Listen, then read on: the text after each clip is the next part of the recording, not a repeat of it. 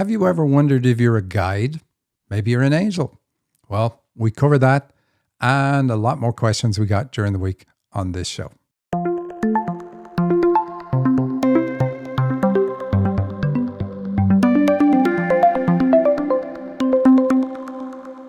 Welcome to the Dream Interpretation Podcast with Michael and Sandy. Hello and welcome, everybody. This is another half hour of us eavesdropping on the very personal communication between the spirit world and you on your journey while you're here. That's why we focus on dreams. If you want to know what you're meant to be doing in your life right now, at this very moment, then look no further than your dreams, because they reveal it all to you. They answer your questions and even the questions you don't know you should be asking. Through analyzing your dreams, I reveal your potential and the obstacles you need to overcome. I'm very specific. I tell you what your superpowers are, or what they could be, what would make you magnificent, and the bumps in life that hold you back. But these bumps are not in the way, they are the way. To get your dream analyzed on our show, go to dream-analysis.com/podcast, fill in the form or submit your dream to the email address there. Or simply email radioshow@dream-analysis.com. That's it. That's all you have to do. So, Sandy, I believe we have a few questions. Yes, but before we begin, isn't our free dream clinic next week? Yes, it is. It is next week, not tomorrow. Tomorrow we have our private one. But the week after that, we have our free one, our monthly one, First Tuesday Clinic. And you can get all the details about that and register for it at freedreamclinic.com. That's right. All righty. Now I'll start with questions. This one's from Margarita.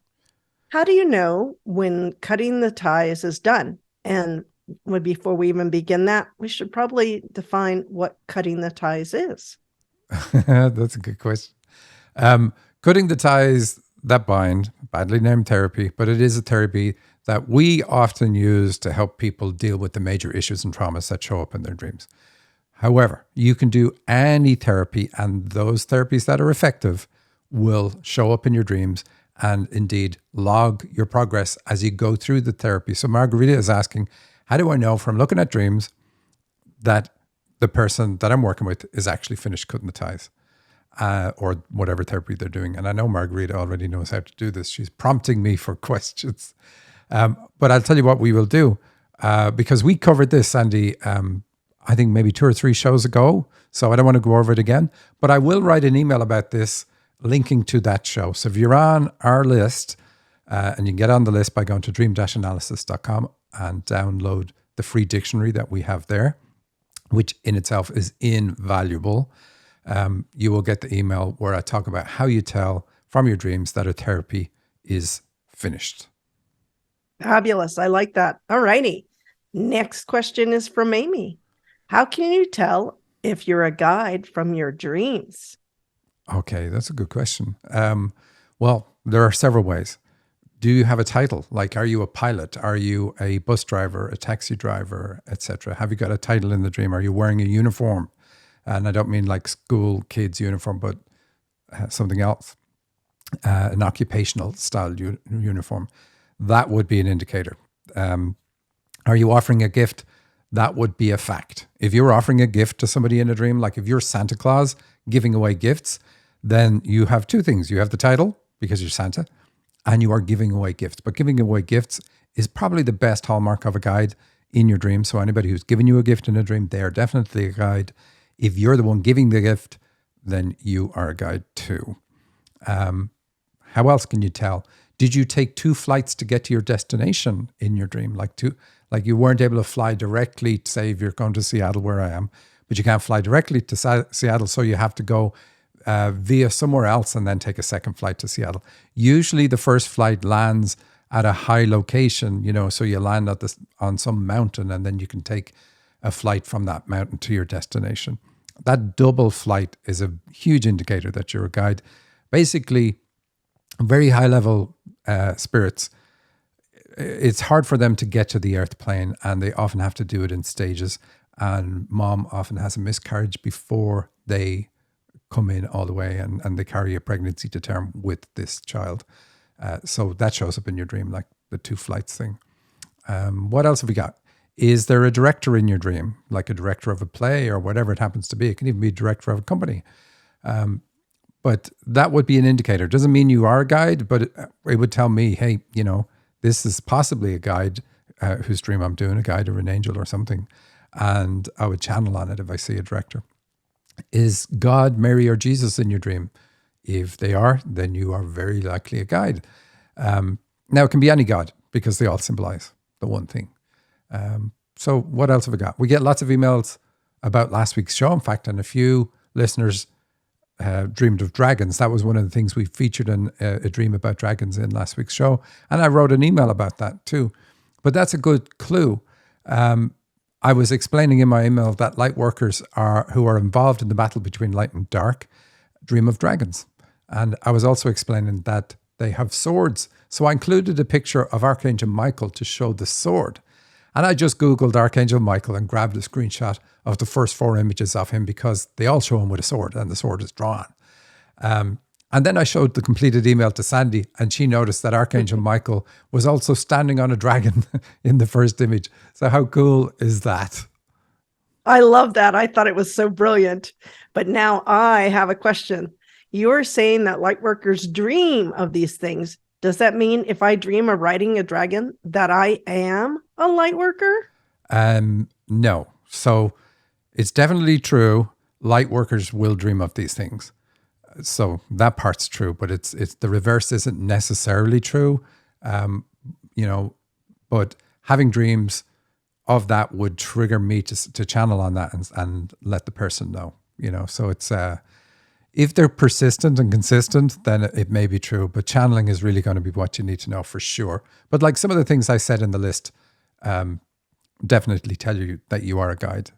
And the next point, do you have a sword of light in your dream? So I'm talking about Archangel Michael's sword. All light workers have a sword with them on the astral plane, and it's a very special one. And we covered this on a show many years ago. So if you have one of those, you're at least a guide. Sandy, we also got a dream with a sword of light following the email that I sent out. We did? Oh my goodness. Oh, what does that mean? At least a guide? Can you explain that? Very interesting. And is that first? We get to see that dream? I'm excited. It is, at least a guide means there are several levels. There's 3 levels of guide that my own angels draw a distinction with. So they say low level, guide level, and then a senior guide. But there's a world of a difference between each of the levels. And then above the guide level is angel, and then high level angel. They're the distinctions that they point out for me. So if you have a sword of light, you're at least one of those, but you could be an angel. You could be a senior angel as well, or a high level angel. That's what they say.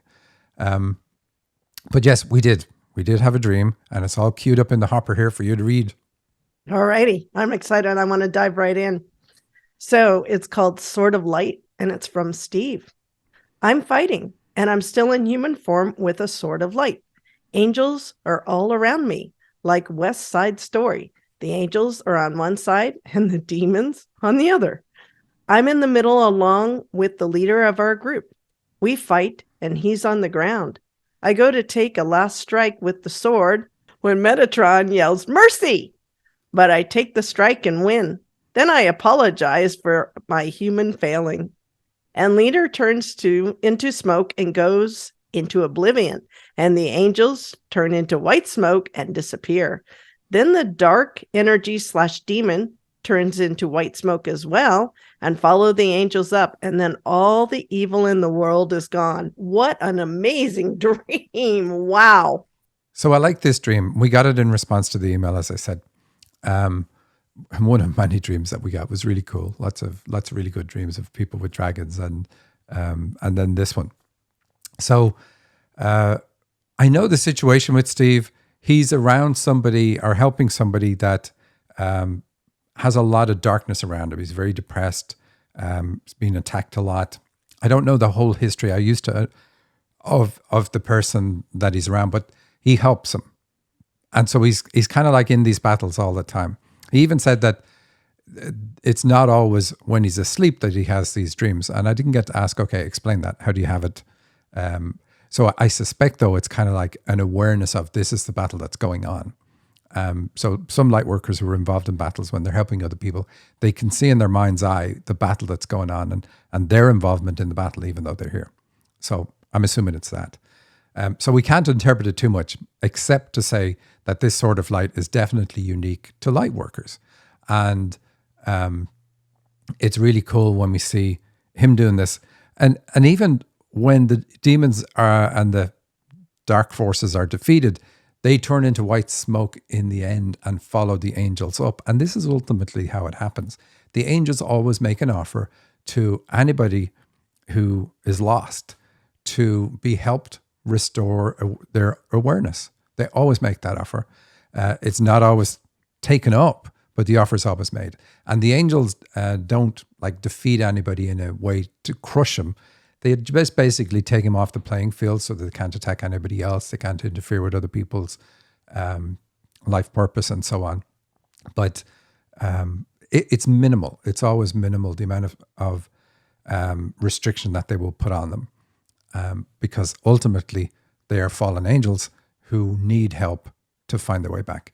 But I like the dream just because it shows the sword of light. And like I said, we had it on a show before that explained how to use it. But what else have we got, Sandy?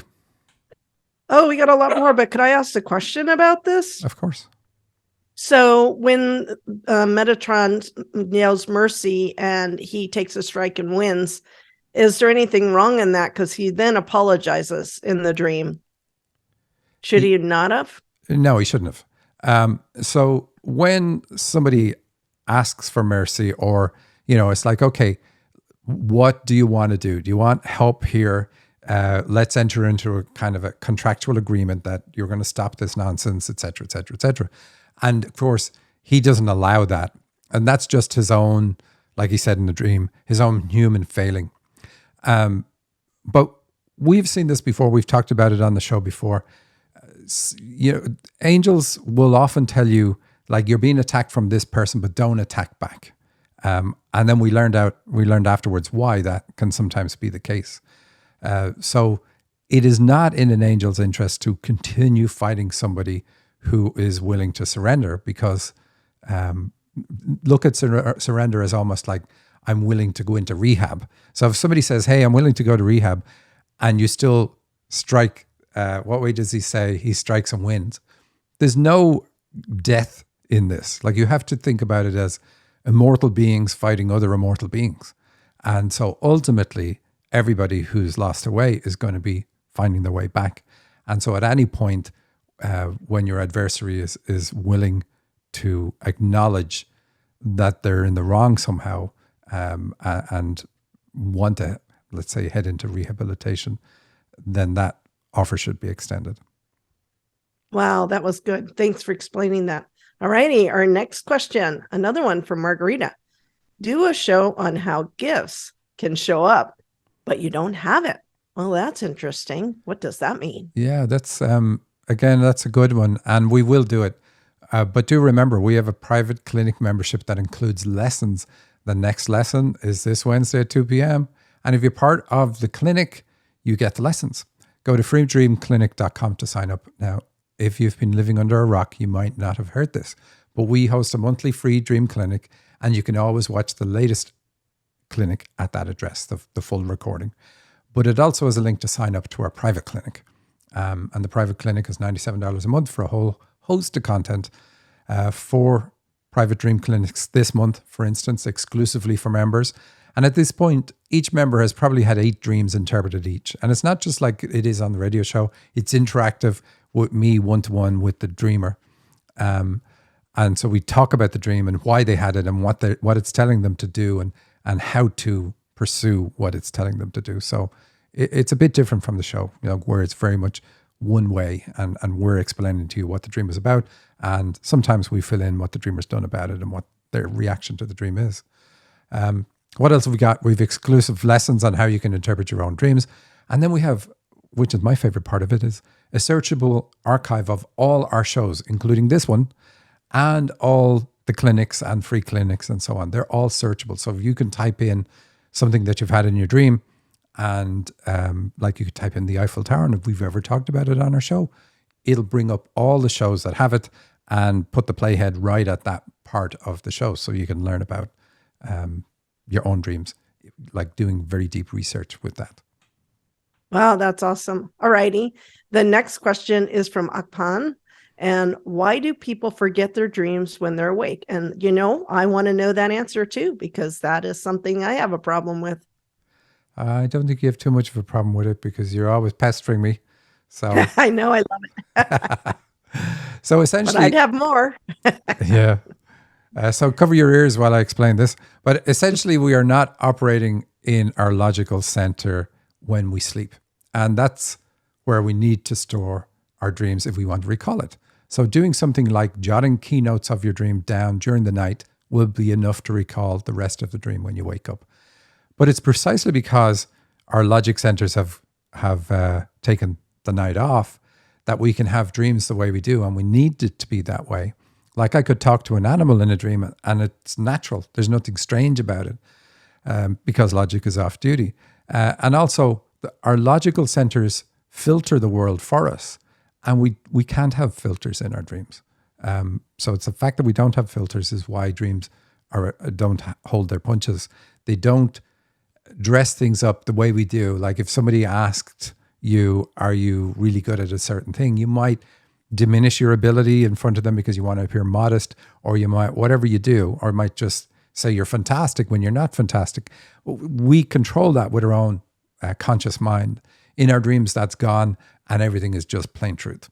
And it's wonderful that it is that way, because if it wasn't, we would learn nothing from our dreams. Wow. Okay. But still, can you bring it back after you wake up and it's started to fade away? Well, yeah. So if you wake up from a dream, sometimes you're going to say, okay, it's so clear, I'm not going to forget this. Or you go to the restroom and you repeat it in your head and you go, I'm not going to forget this. But you will, unless you really train yourself a lot. So it's best to just even write down a few words. Like you could just say, dream about a dragon, or just write dragon. And that will be enough when you wake up, and you because you're still kind of in that in-between state when you wake up. So look at your notes and then write out the rest of the dream, preferably before you get out of bed, or run it over in your mind, because you're kind of transferring it from the state you're in when you sleep into your conscious mind so that you can then recall it later. There's lots of techniques for that, but I think that's probably the easiest. Jot it down, get in the habit, have a pen and paper, like a clipboard beside your bed with the pen tied to it so you don't have to search for the pen, because any excuse when you're sleeping, you're not going to do it. Okay. I like this next dream. This is called Energetic Protection, and it's from Juan. What an amazing dream. I just glanced over it and said, this fits right in with our subject. I have a curious dream to share. I was in the Hogwarts castle entrance, and the head Dumbledore, the wizard, was demonstrating energetic protection. He removed the protection, and some kind of spirit Baltimore shape appeared and tried to get into the room. The wizard restored the protection, and the spirit was gone. Wow, Michael, what an amazing dream. So this is a reality. You can be protected from attack. You are sovereign. That's a rule that just never changes. And so to get attacked or anything like that, you have to allow it to happen. Now that seems kind of crazy, because you will be attacked at times when you're like, how does this make sense? I'm not sure how I'm allowing it. It's happening and nothing I can do about it.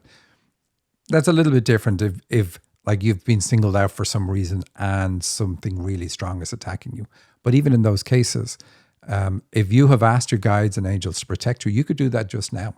Take a moment today, relax, kind of meditate, and then ask your guides to organize protection for you so that you can't be attacked in any way. And you only have to ask once. You don't need to go, better do something to do this again, bring it up again.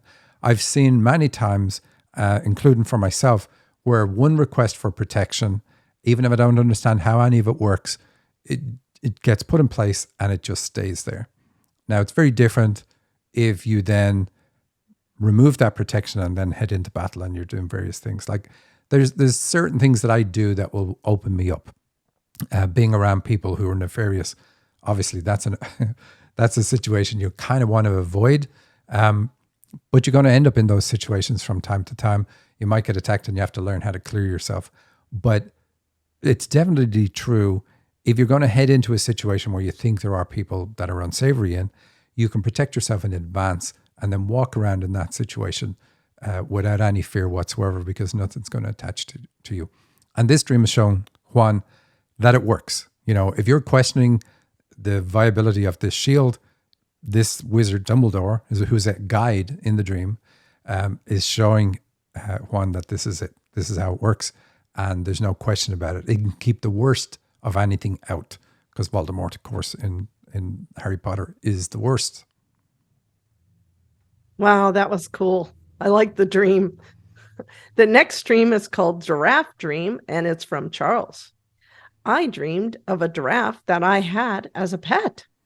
I was at the beach, I'm liking this, and tying him up. When I went back to socialize with whomever was in the dream, I looked back and he got loose and just wandered off, and I chased him to go back.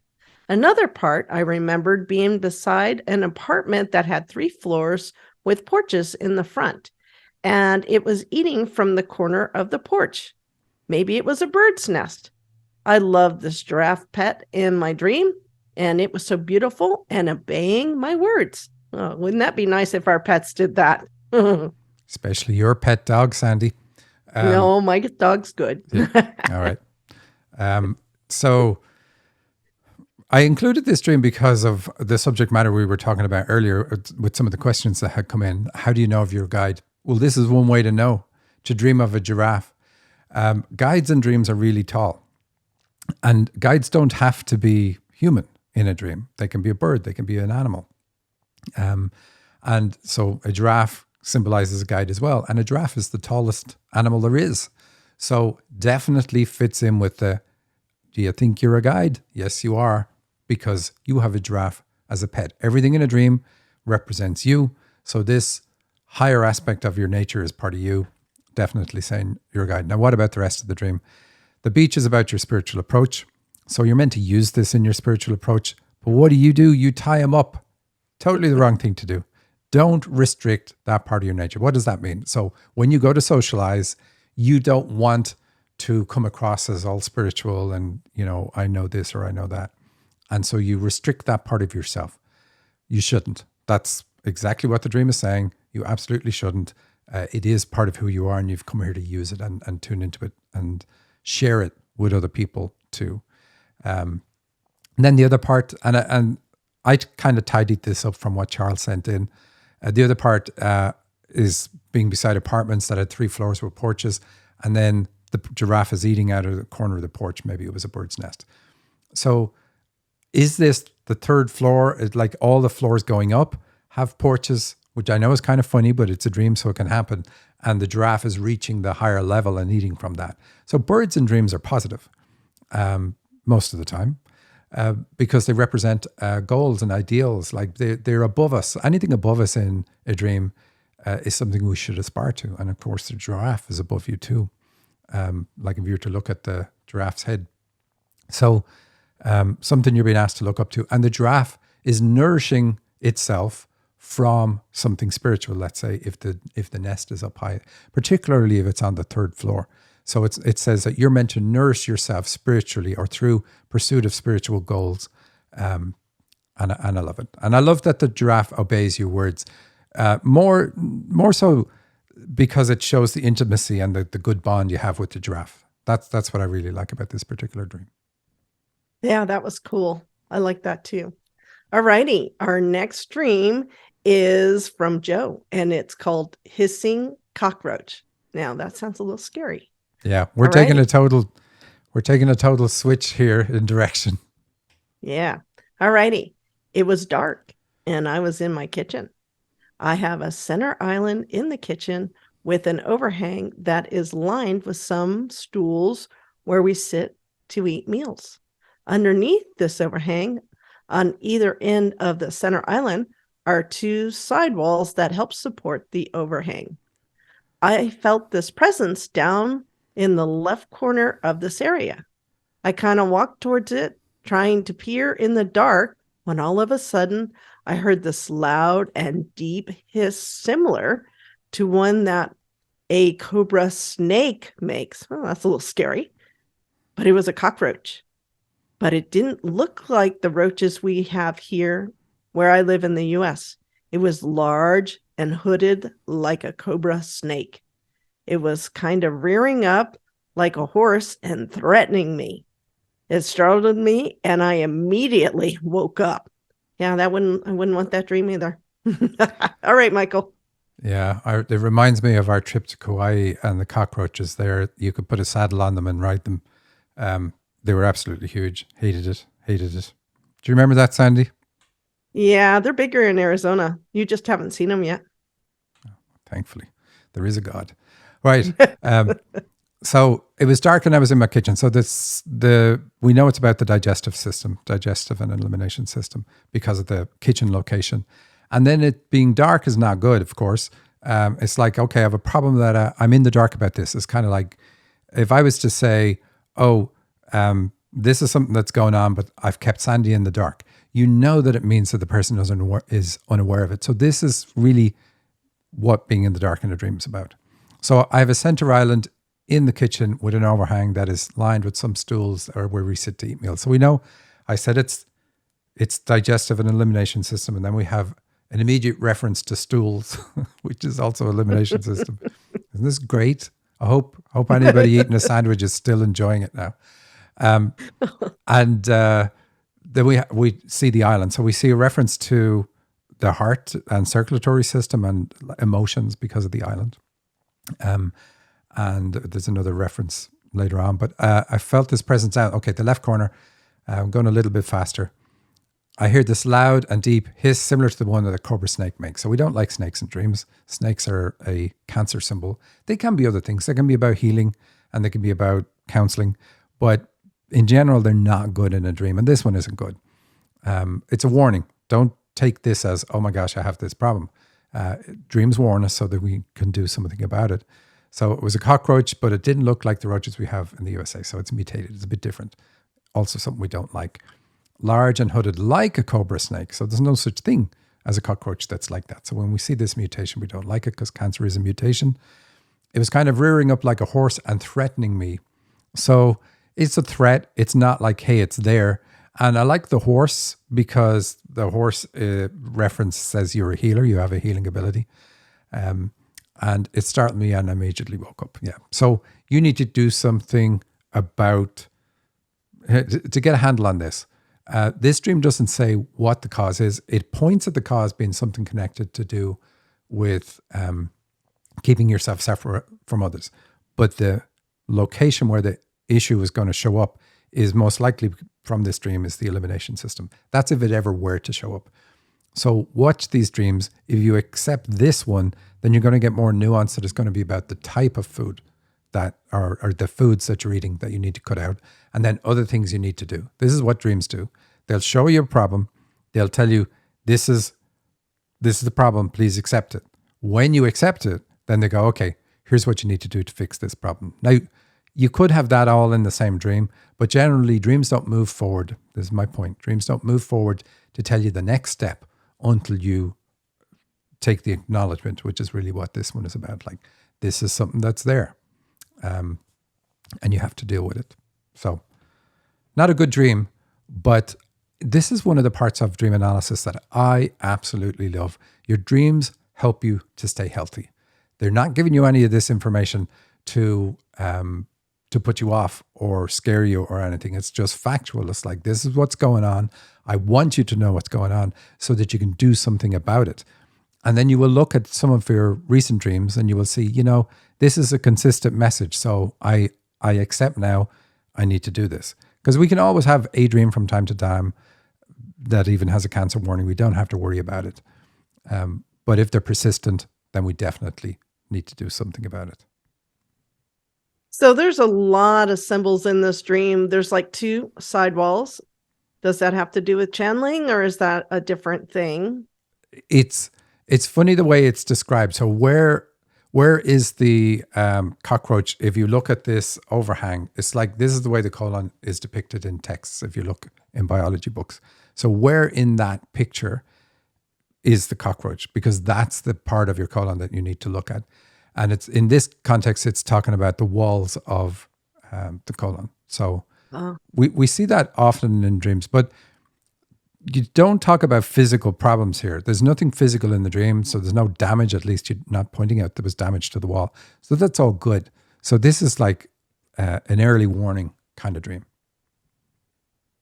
So to take a look at what you're reading and to watch your other dreams and see what the signs are, is that what you're saying? 100% watch your other dreams. Absolutely. And then look specifically for foods that are going to show up in your dreams that tell you, hey, this is something you need to cut out because your body can't handle it. And then you mentioned the heart and you said that was the island, but this is a center island. Is there something specific? Because he calls out a center island twice. It's really that it's separate from everything in an island. That's what an island is. It's separated from everywhere else. So we know that there's an issue, a feminine energy issue for Joe, where he keeps himself separate from other people. Well, we suspect this dream isn't about that. It just nods to it because of the center island. And so I would suspect then that there's going to be other dreams that point at the real issue that needs to be worked on, like the trauma that is ultimately causing this issue. And it's pointing at an emotional thing rather than anything physical, at least at this point in the dreams. Wow. Okay. Well, that's at least good news. And it's always, forewarned is better. That way you can do something about it before it becomes a problem. I guess we're out of time. Well, I was looking forward to doing more dreams, so we'll have to wait until next week. I hope everybody enjoyed this. This was all over the board as far as the different subjects that were covered, but it was really good. Thank you, Michael. All right. Well, there was only 2 subjects. It was all about spiritual stuff, and then this last one about physical. Like I said, my favorite. Thanks for watching, and we will see you next week. Take care. Bye.